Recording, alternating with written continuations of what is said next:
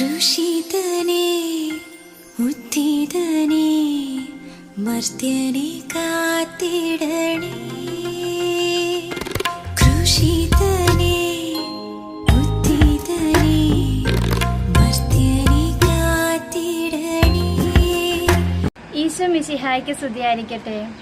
ഉദ്ധിതനായ യേശു ക്രിസ്തുവിൻ്റെ സ്നേഹവും സമാധാനവും എല്ലാവർക്കും ഒത്തിരി സ്നേഹത്തോടെ നേരുന്നു. യേശുവിൻ്റെ ഉദ്ധാന മഹോത്സവം നാം ഇന്ന് സാഘോഷം കൊണ്ടാടുകയാണ്.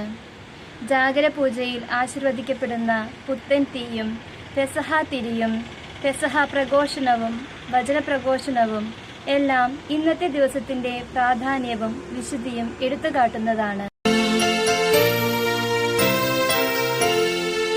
ആദത്തിൻ പിഴ കാരണമായി മർത്യനു വന്ന കടം വീട്ടി ക്രിസ്തു നമുക്കായി തൻ രക്തം ചിന്തിയൊഴിച്ച ശിക്ഷകളും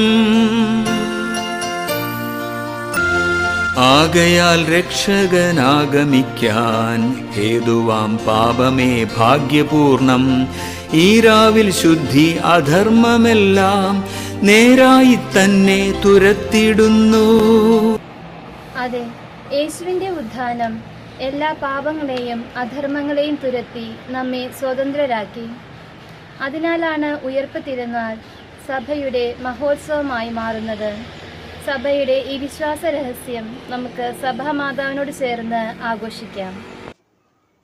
ഇന്നത്തെ വായനകളിലൂടെ ഉൽപ്പത്തി മുതൽ മനുഷ്യകുലത്തെ രക്ഷകന്റെ വരവിനായി ദൈവം എപ്രകാരമാണ് ഒരുക്കിയതെന്ന് നാം ശ്രവിക്കുന്നു.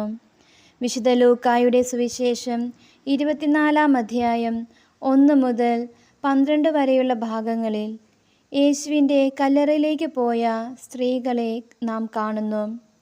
അവിടെ യേശുവിൻ്റെ ശരീരം കാണാതെ അമ്പരന്ന് നിന്ന അവർക്ക് 2 ദൂതന്മാർ പ്രത്യക്ഷപ്പെടുകയും യേശു ഉയർത്തെഴുന്നേറ്റുവെന്ന് അറിയിക്കുകയും ചെയ്യുന്നു. കല്ലറയിലേക്ക് പോയ സ്ത്രീകളോട് ദൂതന്മാർ ചോദിക്കുന്നുണ്ട്, ജീവിച്ചിരിക്കുന്നവനെ നിങ്ങൾ മരിച്ചവരുടെ ഇടയിൽ അന്വേഷിക്കുന്നത് എന്തിന്? ഈ ചോദ്യം നമുക്കും ഒന്ന് വിചിന്തനം ചെയ്യാം. ഈ ലോക ജീവിത പരീക്ഷയിൽ നാം ഉൾപ്പെടുമ്പോൾ എവിടെയാണ് ഞാൻ ആശ്രയം വയ്ക്കുന്നത്? എവിടെയാണ് സഹായം അന്വേഷിക്കുന്നത്? മനുഷ്യരിൽ ആശ്രയം വെച്ച് നിരാശരാകുമ്പോൾ ഞാനും ജീവിച്ചിരിക്കുന്നവനെ മരിച്ചവരുടെ ഇടയിൽ അന്വേഷിക്കുകയല്ലേ?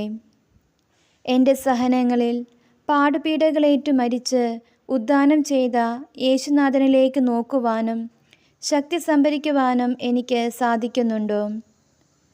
ഉദ്ധിതനായവനിലേക്ക് നോക്കുമ്പോൾ അവിടുത്തെ തിരുമുറിപ്പാടുകൾ നമ്മെ ഓർമ്മിപ്പിക്കുന്നത് ഇന്നത്തെ നമ്മുടെ സഹനങ്ങളും വേദനകളും ചോര വാർന്ന മുറിവുകളും നാളത്തെ ഉദ്ധാന മഹത്വത്തിലേക്ക് നമ്മെ പടിപടിയായി പ്രത്യാശപൂർവ്വം നയിക്കുന്ന ഒന്നായിത്തീരുന്നു എന്നാണ്.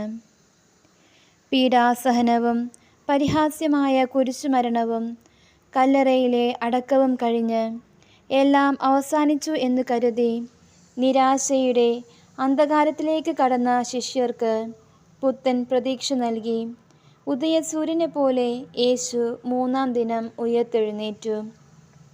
അവൻ ജീവിക്കുന്നു. ഇനി മരണത്തിന് അവൻ്റെ മേൽ അധികാരമില്ല. മരണത്തെ ജയിച്ച് യേശു ക്രിസ്തു ഉയർത്തെഴുന്നേറ്റു. വിശുദ്ധ ലൂക്കായുടെ സുവിശേഷം 1-ാം അധ്യായം 37-ാം വാക്യത്തിൽ മറിയത്തെ മംഗളവാർത്ത അറിയിക്കുമ്പോൾ ഗബ്രിയേൽ ദൂതൻ പറയുന്നത്, ദൈവത്തിന് ഒന്നും അസാധ്യമല്ല. ഈ വചനം നമുക്ക് ഇവിടെ അനുസ്മരിക്കാം. ദൈവത്തിന് ഒന്നും അസാധ്യമല്ല. അതെ, യേശുവിൻ്റെ ഉയർപ്പ് ഈ വചനത്തെ നമ്മെ ഓർമ്മിപ്പിക്കുകയും തളർന്ന ജീവിതങ്ങളിലേക്ക് ശക്തി പകരുകയും നിരാശയിലായിരിക്കുന്നവരെ പ്രത്യാശയിലേക്ക് നയിക്കുകയും ചെയ്യുന്നു. ഏത് ജീവിത പ്രതിസന്ധിയിലും ഒരൽപ്പനേരം ദൈവസ്വരത്തിന് കാതോർക്കുവാൻ, ഉദ്ധിതൻ്റെ വെളിച്ചം നമ്മുടെ ജീവിതത്തിലും പ്രകാശിക്കുവാൻ ഈ ഉയർപ്പ് തിരുനാൾ നമ്മെ അനുഗ്രഹിക്കട്ടെ. വിശുദ്ധ പൗലോസ് അപ്പോസ്തലൻ കൊളോസോസുകാർക്ക് എഴുതിയ ലേഖനം 3-ാം അധ്യായം 1-ാം വാക്യത്തിൽ അപ്പോസ്തലൻ ഇപ്രകാരം പറയുന്നു: ക്രിസ്തുവിനോടൊപ്പം ഉയർപ്പിക്കപ്പെട്ടുവെങ്കിൽ ദൈവത്തിൻ്റെ വലതുഭാഗത്ത് ഉപവിഷ്ടനായിരിക്കുന്ന ക്രിസ്തു വസിക്കുന്ന ഉന്നതത്തിലുള്ളവയെ അന്വേഷിക്കുവിൻ. ജ്ഞാനസ്നാനത്തിലൂടെ നാം ക്രിസ്തുവിൽ ഉയർപ്പിക്കപ്പെട്ടവരാണ്. അതിനാൽ നശ്വരങ്ങളായവയിൽ നിന്നും അനശ്വരമായതും എന്നും നിലനിൽക്കുന്നതുമായവയിലേക്ക് ശ്രദ്ധ കേന്ദ്രീകരിക്കാൻ വിളിക്കപ്പെട്ടവരാണ് നാം എന്ന ബോധ്യത്തിൽ ജീവിക്കാം. പ്രത്യാശയുടെ തീർത്ഥാടകരായി ഒരുമയോടെ നമുക്ക് മുന്നേറാം. അതിനായി ഉദ്ധിതനായ ക്രിസ്തുവിൻ്റെ അനുഗ്രഹം നമ്മോടൊത്ത് ഉണ്ടാകട്ടെ. ക്രിസ്തു ഇന്നലെയും ഇന്നും ആദിയും അന്തവും എല്ലാ കാലങ്ങളും യുഗങ്ങളും മഹിമയും ആധിപത്യവും അവിടുത്തേതാണ്. മഹത്വത്തോടെ ഉയർത്തെഴുന്നേറ്റ ക്രിസ്തുവിൻ്റെ ദീപ്തി നമ്മുടെ ഹൃദയത്തിൻ്റെയും മനസ്സിൻ്റെയും കൂരിരുൾ നീക്കുമാറാകട്ടെ. ആമേൻ. ക്രൂശിതനേ